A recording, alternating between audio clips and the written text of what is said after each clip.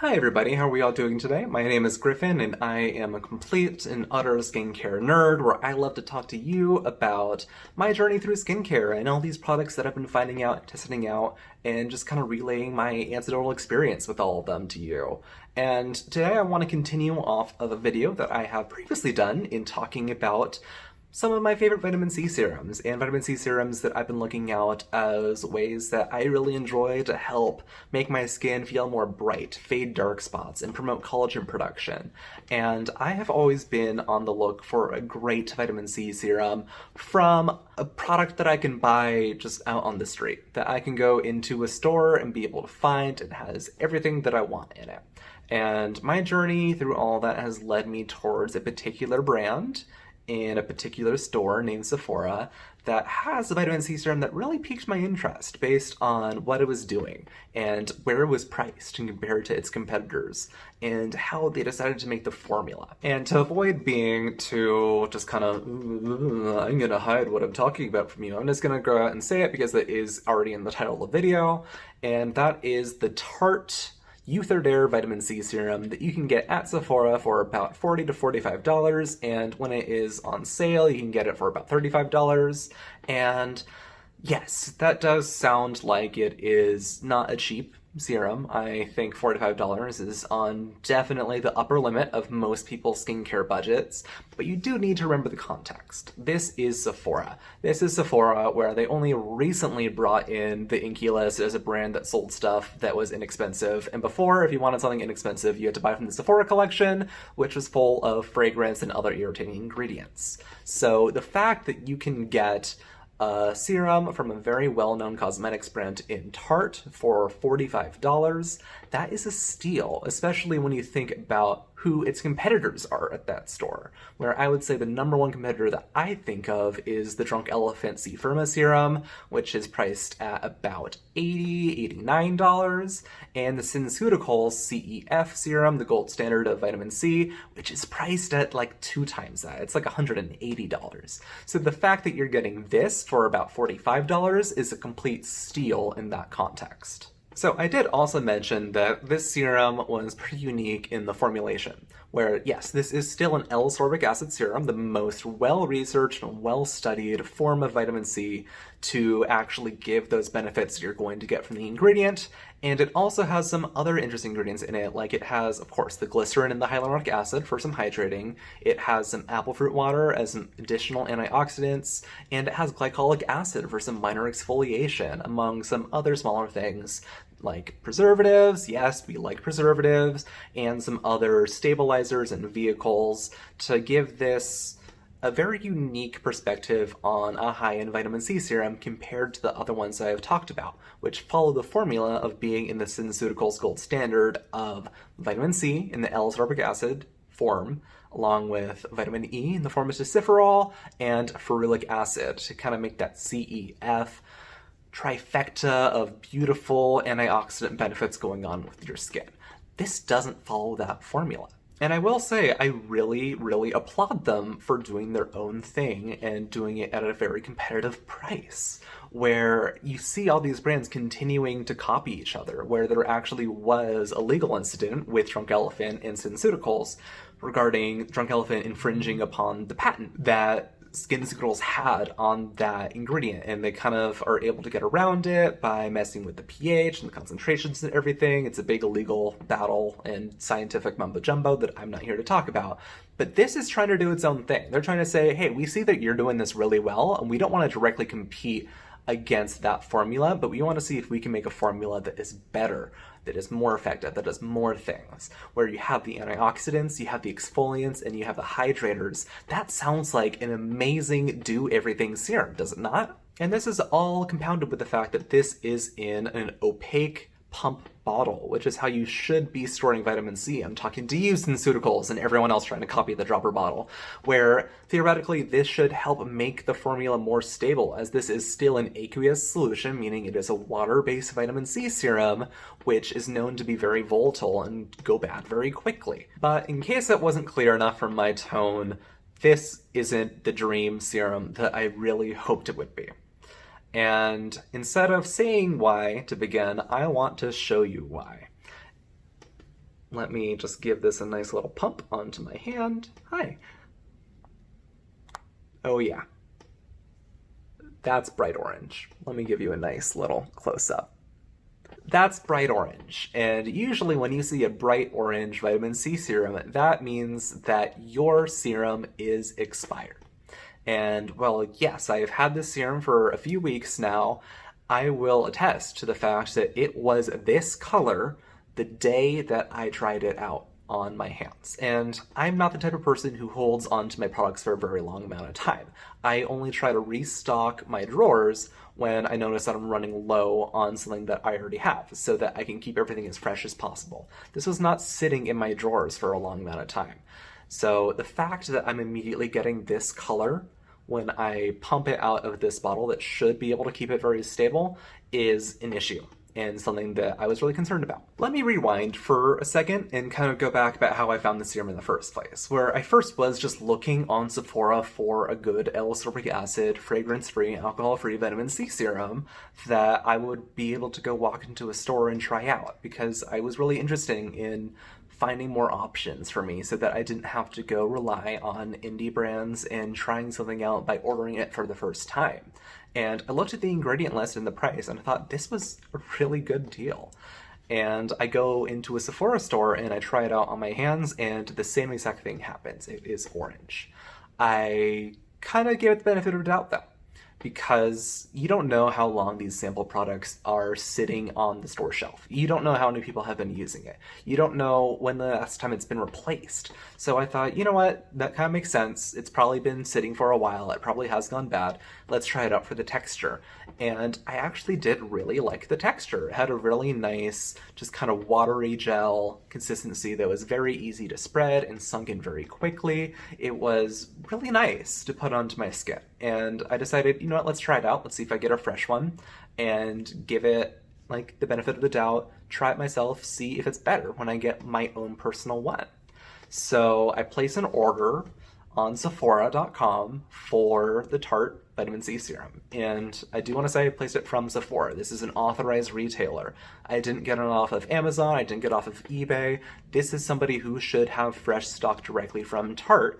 And when I come to try it out, it is orange as well. Now, this could be just the fact that maybe the serum is colored orange naturally.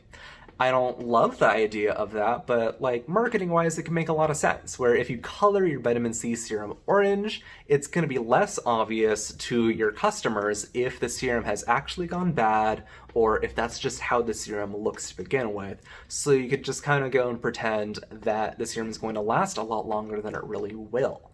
I don't see any dye-like ingredients on the list, but sometimes you just kind of miss them. Sometimes they do it with other ways, and you don't know. So I give it the benefit of the doubt, and I use it on my skin, and the first couple of weeks, it's okay. I mean, it smells like hot dog water, like most vitamin C serums do, but I continue to try it out, and eventually I get what I consider to be the hallmark sign for me and my skin when a vitamin C is gone bad, where I start to get breakouts on my forehead. Usually this isn't the end-all be-all. Usually I just kind of go, you know what, maybe it's not the serum. Maybe it's because it's the summer, I tend to be more breakout prone, I'm still using some very heavy hydrating toners. Maybe it's not the vitamin C serum. I go and look at the review system on Sephora, and I see that all of the reviews are basically saying it was expired when I got it. It was already orange. It was already there, and one person I remember kind of vividly was saying, I went to the store to go exchange it, and every single one was also orange. It was also expired. And that kind of goes in theory of that maybe it is just an orange serum, so I decided to do some more investigating. Was this actually a serum that is just orange, even when it's fresh, or is every single one that Sephora is selling expired? So I do a little bit of digging and I go look at some videos. One is from No BS Beauty, who is a wonderful reviewer here on YouTube, who does some really great reviews. I get a lot of my information from some of her videos because she's just very good at finding the facts about these products. And she squirts some onto her hand, and it's not orange. It's not clear, but it is definitely a lot more of a faint yellow tint in a mostly clear serum. But like that's just kind of what ascorbic acid does. Like it's going to be a little bit yellow. Ideally it is clear, but I don't know how long she's had this serum. So that's a sign that maybe the serum isn't supposed to be orange. And then I go on to the Tarte marketing video where they are showing off the product on their model and they squirt it out and it is clear. This serum does not have any orange tinge to it whatsoever. That is kind of the red light that tells me that this serum is not being stabilized properly. And either Sephora is out there holding on to long expired stock, or this product does not stay stable as well as it needs to be able to sell to people, to give out to people, to try on. And both would be problems, and I'm not really sure what the exact issue is, but I kind of have a couple of ideas. So first of all, let's talk about the ingredients, where I did really praise this for taking a unique step on the ingredient page by not copying everyone else. They did their own thing. But those other serums did use the vitamin E and the ferulic acid as other antioxidants to help stabilize the vitamin C serum that was already in there. This doesn't have the vitamin E or the ferulic acid in it, so we don't know if it's being properly stabilized in this aqueous solution so that it will stay fresh as much as possible. You see, when it comes to preservatives, we think of preservatives very much as we want it to not expire in terms of it getting too much bacteria or other external things that come inside it and make it go bad by just kind of eating everything up. But we don't always think about ways that the main ingredients will just expire from exposure to things like light, like oxygen. And there are ways to help stabilize it in those ways too. And I don't think it has enough of it in here. I don't think it has the proper formula to make sure that the L-ascorbic acid in here is not going to go bad too soon in this water-based formula. On top of that, let's take a look at this compared to the other two vitamin C serums in terms of their packaging. Do you noticing anything different between these serums, where this does not have something that these two have? Yeah, it's a lid. The fact that I can pop off this lid and make sure that it is completely covered versus this one has that opening out there. And theoretically, that shouldn't be too big of a deal. Where if this is a properly made, vacuum sealed pump, this shouldn't be an issue. There should be no way for air to get in, but it still is. There is still something going on in here that is making sure that this serum is not staying as stable as it needs to be. And I am really glad, like, side note, Timeless did improve their pump even more, so I like it even better. You can see it's a little bit more sleek. This isn't a video on Timeless, but like, as we're talking about packaging, like, I can even notice that this is just a huge package. If you look at this compared to Timeless, sure, it's not the smallest girl ever either, but it's shorter. And if you take off the cap, which is basically just hollow, look how much smaller that is. Look how much less plastic Timeless is using versus the Tarte